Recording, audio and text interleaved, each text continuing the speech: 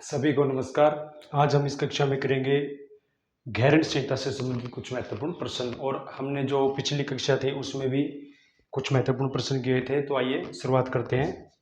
सबसे पहला प्रश्न हमारे पास है, घेरंड संहिता का दूसरा प्रकरण कौन सा है, वह इसमें श्लोकों की संख्या कितनी है। महत्वपूर्ण प्रश्न है ये।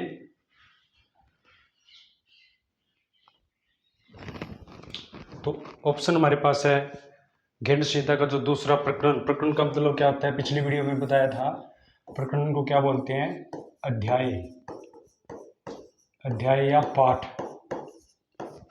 तो दूसरा अध्याय कौन सा है घेरंड संहिता में, तो ऑप्शन हमारे पास है आसन, ऑप्शन बी आसन और श्लोकों की संख्या 46, ऑप्शन सी आसन श्लोकों की संख्या 44, ऑप्शन डी आसन और श्लोकों की संख्या 41।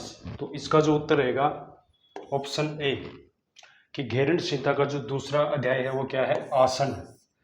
और अगर पहला अध्याय पूछ लिया जाए तो कल बताया था कि जो पहला जो अध्याय है वो क्या है, षटक्रम। और जो दूसरा अध्याय वो है आसन। और श्लोकों की संख्या, अगर श्लोकों की संख्या इसमें पूछी जाए तो वो है 45। कितनी है, 45। सभी को याद रखना है, ये पूछा जाता है। और इससे पहले जो बताया था कि षटक्रम में श्लोकों की संख्या पूछ ली जाए तो वो है कितनी थी, कल बताया था 60। तो सभी को ये याद रखना है। और प्रकरण को क्या बोला जाता है, अध्याय। और घेरंड संहिता में कुल कितने अध्याय हैं, घेरंड संहिता में कुल अगर अध्याय पूछ लिया जाए तो वो है 7। कितने हैं, 7 अध्याय, या उसको क्या बोलेंगे, प्रकरण। तो अच्छी तरह से उसको याद रखना है। उसके बाद अगला क्वेश्चन हमारे पास है, प्रश्न नंबर 2। इसी में घेरंड संहिता के प्रथम अध्याय का मुख्य विषय क्या है। तो देखिए, जो घेरंड संहिता का प्रथम अध्याय का मतलब यहाँ पे किससे है, षटक्रम से। कि जो घेरंड संहिता का जो प्रथम अध्याय हमारे पास है, षटक्रम लिख भी रखा है ये, कि षटक्रम का मुख्य विषय क्या है। तो कल बताया था ऑप्शन ए दृढ़ता लेकर आना षटक्रम का मुख्य विषय है, नंबर 2 शोधन, ऑप्शन सी एकाग्रता लेकर आना, या ऑप्शन डी ध्यान। तो जो इसका जो उत्तर है वो क्या रहेगा, शरीर की शुद्धि। तो बताया था कल कि षटक्रम का मुख्य उद्देश्य क्या होता है, शरीर की शुद्धि। और षटक्रम कौन सा प्रकरण है घेरंड संहिता का, पहला। तो ये भी आप लोगों को याद रखना है। तो और षटक्रम का मुख्य विषय क्या होता है, शरीर की शुद्धि करना या शोधन करना। तो अच्छी तरह से इसको क्या है, याद रखेंगे। उसके बाद है अगला प्रश्न हमारे पास,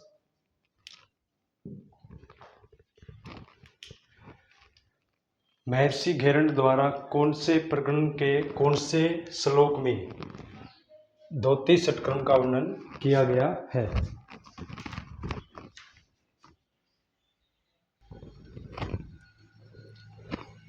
तो प्रश्न एक बार फिर से देखेंगे कि घेरंड द्वारा कौन से प्रकरण का मतलब यहाँ पे क्या है, अध्याय से लिया गया है। तो जो अध्याय, कौन से अध्याय के कौन से श्लोक में धोती षटक्रम का वर्णन किया गया है, धोती षटक्रम।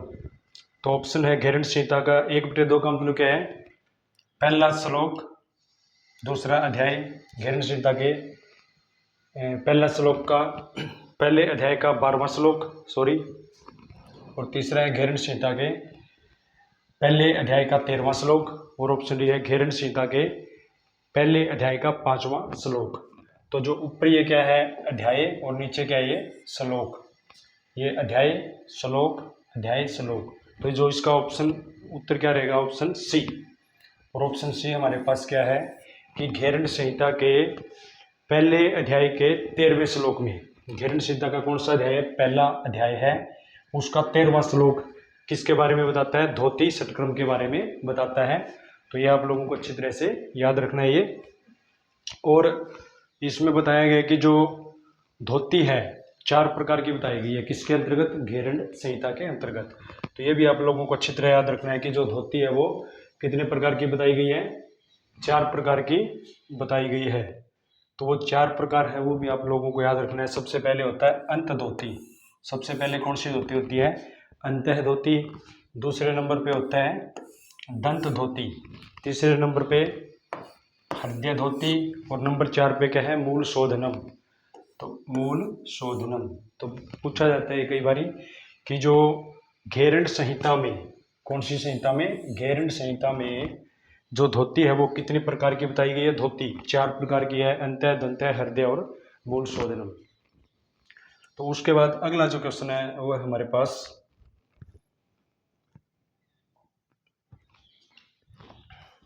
अगला प्रश्न हमारे पास है अंतः धोती के कितने प्रकार घेरंड संहिता में बताए गए हैं? तो देखिए जो पीछे जो प्रश्न था वो था कि धोती, वहां पे सिर्फ धोती था, लेकिन यहाँ पे क्या पूछ लिया? अंतः धोती। तो अंतः धोती के प्रकार यहाँ पे पूछा गया है। तो देखिए अंतः धोती के कितने प्रकार किसमें बताए गए हैं? घेरंड संहिता में। तो घेरंड संहिता में पूछा गया है कि जो अंतः धोती है उसके कितने प्रकार है? तो ऑप्शन है 4, ऑप्शन बी 3, ऑप्शन सी 2 और ऑप्शन डी 5। तो जो इसका जो उत्तर रहेगा 4, ऑप्शन ए। अगर पूछ लिया जाए कि अंतः धोती के कितने प्रकार है घेरंड संहिता में, तो सभी याद रखेंगे कितने? 4। तो वो जो 4 प्रकार है वो भी आप लोगों को याद रखना है। सबसे पहले है वातसार। वातसार धोती। वात का मतलब क्या होता है? हवा से संबंधित होती है। किससे संबंधित होती है? हवा। मतलब इसमें क्या है? हवा का सेवन किया जाता है, कौवे की चोंच के समान, मतलब हवा को शरीर के अंदर क्या धारण किया जाता है, तो उसको बोलते हैं वातसार धोती। तो वातसार धोती किसके अंतर्गत आती है? अंतः धोती के अंतर्गत आती है। और दूसरे नंबर पे है वारी। वारीसार धोती। वारीसार धोती किसके अंतर्गत आती है? जल तत्व के अंतर्गत आती है। मतलब इसमें हम क्या जल का सेवन करेंगे, तो वो जो धोती होती है वो कौन सी होती है? वारीसार धोती, मतलब जल के अंतर्गत ये आती है। और एक इसके अंतर्गत आती है अग्निसार। अग्निसार धोती जो जठर अग्नि जो उद्दीपक का कार्य करती है, अग्निसार धोती होती है। और एक होता है बहिष्कृत धोती। एक कौन सी होती है? बहिष्कृत धोती। तो ये सभी किसके प्रकार हैं? ये सभी है अंतः धोती के प्रकार। किसके प्रकार है? ये अंतः धोती के प्रकार है। तो आप लोगों को क्या इन्हें अच्छी तरह से याद रखना है कि अंतः धोती के प्रकार बताइए। तो अंतः धोती के भी 4 प्रकार होते हैं, वातसार, वारीसार, अग्निसार और बहिष्कृत धोती। तो ये आप लोगों को अच्छी तरह से याद रखना है। प्रश्न किसी प्रकार से भी पूछा जा सकता है। उसके बाद है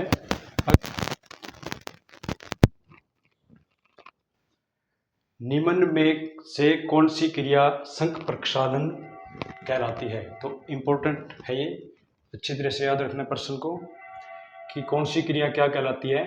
शंख प्रक्षालन क्रिया कहलाती है। शंख प्रक्षालन। और शंख प्रक्षालन का दूसरा नाम भी पूछा जाएगा, तो वो इसी में है कि शंख प्रक्षालन का दूसरा नाम या कौन सी क्रिया शंख प्रक्षालन क्रिया कहलाती है? तो ऑप्शन है वातसार, ऑप्शन बी वारीसार, ऑप्शन सी अग्निसार और ऑप्शन डी बहिष्कृत धोती। तो जो इसका जो उत्तर रहेगा वारीसार। वारीसार जो क्रिया है उसको हम क्या बोलते हैं? शंख प्रक्षालन धोती उसको मतलब बोला जाता है। और यह किसके अंतर्गत आती है? शंख प्रक्षालन या जो वारीसार क्रिया है जो होती है वो आती है जल तत्व के अंतर्गत आती है ये। और ये अभी बताया था वात का मतलब क्या आता है? हवा। तो ये किसके अंतर्गत आती है? हवा तत्व के अंतर्गत आती है। अग्नि तत्व से संबंधित है ये, मतलब जठर अग्नि इसमें क्या है? प्रज्वलित होती है। तो अच्छी तरह से याद रखना है कि शंख प्रक्षालन क्रिया का अगर दूसरा नाम पूछ लिया जाए तो वो है वारीसार धोती या वारीसार क्रिया, जो किसके अंतर्गत आती है? जल तत्व के अंतर्गत आती है। उसके बाद अगला क्वेश्चन है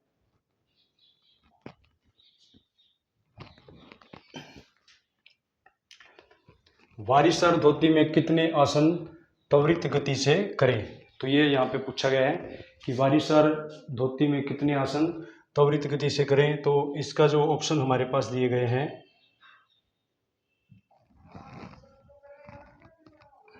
option A 4, option B 5, option C 6 और ऑप्शन डी 3। तो जो इसका जो उत्तर है वो रहेगा ऑप्शन बी, 5 प्रकार।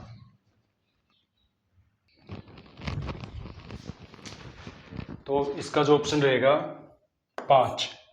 तो इम्पोर्टेंट क्वेश्चन है ये भी कि वारीसार धोती का दूसरा नाम क्या है?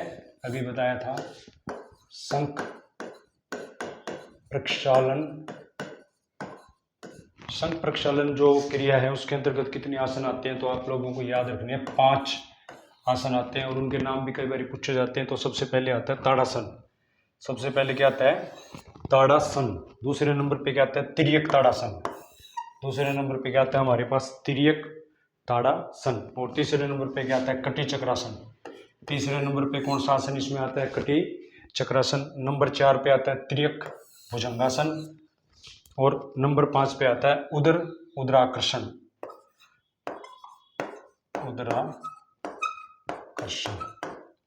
तो ये 5 आसन आते हैं, कौन सी क्रिया के अंतर्गत आते हैं, वारिसार धोती के अंतर्गत मतलब ये आता है। और वारिसार धोती किसके अंतर्गत आती है, अंतर धोती के अंतर्गत आती है। तो प्रश्न किसी प्रकार से भी पूछा जा सकता है कि वारिसार धोती किसके अंतर्गत आती है, तो याद रखना है कि अंतर धोती के अंतर्गत आती है। प्रश्न ये भी पूछा जा सकता है कि कटी चक्रासन, तिर्यक ताड़ासन, तिर्यक भुजंगासन, ताड़ासन और उदर आकर्षण जो ये आसन है, ये त्वरित आसन, ये किसके अंतर्गत आते हैं, कौन सी क्रिया के अंतर्गत आते हैं, तो आप लोगों को याद रखना है कि वारिसार धोती या जो संघ प्रक्षालन क्रिया इसके अंतर्गत ये क्या है आते हैं। उसके बाद है अगला प्रश्न हमारे पास है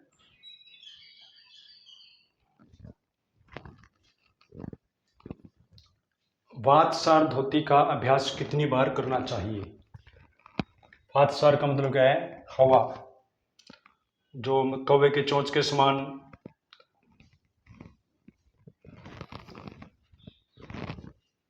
वातसार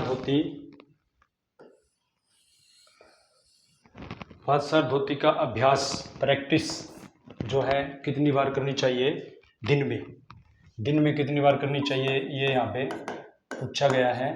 तो जो इसका जो ऑप्शन है वो हमारे पास दिन में अधिकतम 5 बार, 6 बार, अधिकतम 20 बार दिन में, या अधिकतम 4 बार। तो जो इसका जो उत्तर रहेगा वो कितना रहेगा 5 बार की जो वातसार मतलब हवा से संबंधित जो धोती क्रिया है वो दिन में कितनी बार करनी चाहिए, 5 बार हमें क्या इसका अभ्यास दिन में क्या है करना चाहिए। तो ये भी इम्पोर्टेंट क्वेश्चन है, ये याद रखेंगे। उसके बाद है अगला क्वेश्चन हमारे पास है समस्त पाचन संस्थान की सफाई कौन सी क्रिया से होती है। तो समस्त पाचन जो संस्थान होता है उसकी सफाई यहाँ पर पूछी गई है कि कौन सी क्रिया से होती है, संस्थान की सफाई कौन सी क्रिया से होती है। ऑप्शन हमारे पास है वारिसार क्रिया से, अग्निसार क्रिया से, वातसार क्रिया से, या बहिष्कृत धोती से। तो इसको याद रखेंगे कि ये किससे होती है, वारिसार क्रिया से। वारी का मतलब क्या होता है, जो जल तत्व से संबंधित जो धोती क्रिया होती है, तो उससे क्या होता है समस्त पाचन संस्थान की क्या होती है सफाई होती है। सभी याद रखेंगे इसको। इसी में अगला प्रश्न हमारे पास है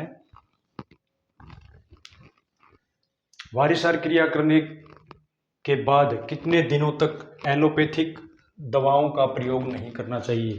एलोपैथिक दवाएं कौन सी होती है, जो इंग्लिश जो दवाएं होती है जो मेडिकल स्टोर से लेकर आते हैं, वो कितने दिनों तक वारिसार क्रिया का क्या नाम है भी बताया था, ये पूछा भी जाता है कई बार कि दूसरा नाम क्या है वारिसार क्रिया का।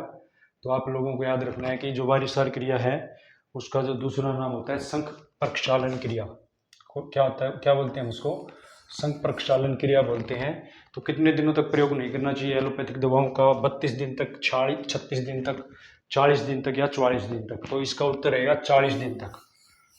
40 दिन तक एलोपैथिक दवाओं का प्रयोग नहीं करना चाहिए। क्यों, क्योंकि ये शरीर को क्या बना देती है, दवाएं कमज़ोर बनाती है। इसलिए क्योंकि जो हम करते हैं ये वारिसार क्रिया, इससे हमारा शरीर क्या है कमज़ोर हो जाता है। इसलिए क्या है 40 दिनों तक हमें एलोपैथिक दवाओं का प्रयोग नहीं करना चाहिए। और संघ प्रक्षालन क्रिया में कितने आसनों का प्रयोग होता है, 5 आसनों का प्रयोग हम संघ प्रक्षालन क्रिया में करते हैं। तो सभी इम्पोर्टेंट, बहुत ही महत्वपूर्ण है ये प्रायोगिक परीक्षाओं के लिए, बार बार पूछे जाते हैं। उसके बाद है अगला क्वेश्चन, इसी में हमारे पास प्रश्न नंबर 20 हमारे पास है, इम्पोर्टेंट क्वेश्चन है ये।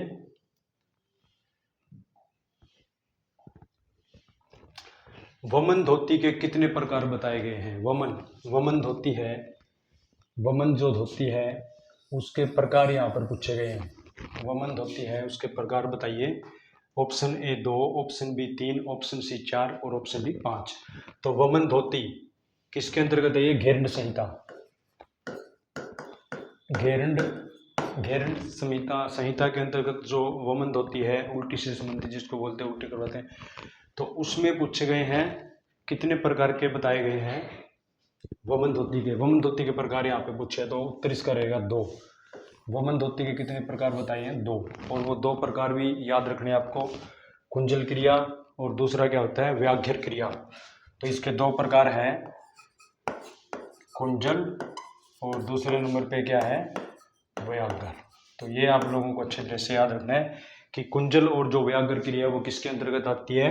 वमन धोती के अंतर्गत आती है। और कुंजल क्रिया कब करनी चाहिए? खाली पेट। तो ये भी आप याद रखेंगे कि जो कुंजल क्रिया होती है वो खाली पेट करेंगे। और दूसरे नंबर पे व्याघ्र क्रिया कब की जाती है? भोजन खाने के बाद। भोजन खाने के बाद कौन सी क्रिया की जाती है? व्याघ्र जो क्रिया होती है बाघ के समान, वो की जाती है।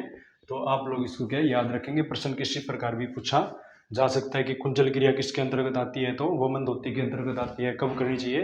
खाली पेट इसको क्या है? किया जाता है। उसके बाद है ये दंत धोती 5 प्रकार की होती है, और हृदय धोती होती है वो कितनी प्रकार की होती है? 3 प्रकार की होती है। तो देखिए प्रश्न वमन धोती किसके अंतर्गत आती है? हृदय धोती के अंतर्गत आती है। तो ये प्रश्न यहाँ से ये भी पूछा जा सकता है कि वमन धोती किसके अंतर्गत आती है? तो याद रखेंगे कि जो वमन धोती है वो किसके अंतर्गत आती है? हृदय धोती। कौन सी धोती? हृदय धोती। तो याद रखेंगे कि हृदय धोती 3 प्रकार की होती है, दंड धोती, वमन धोती और वस्त्र धोती। तो हृदय धोती के अंतर्गत आती है वमन धोती। तो इस तरह से भी आप लोगों को क्या है? इसको याद रखना है। प्रश्न किसी प्रकार से भी पूछा जा सकता है। और जल्द ही हमारा जो 3rd पार्ट है वो घेरंड संहिता से संबंधित है, वो डाला जाएगा। धन्यवाद।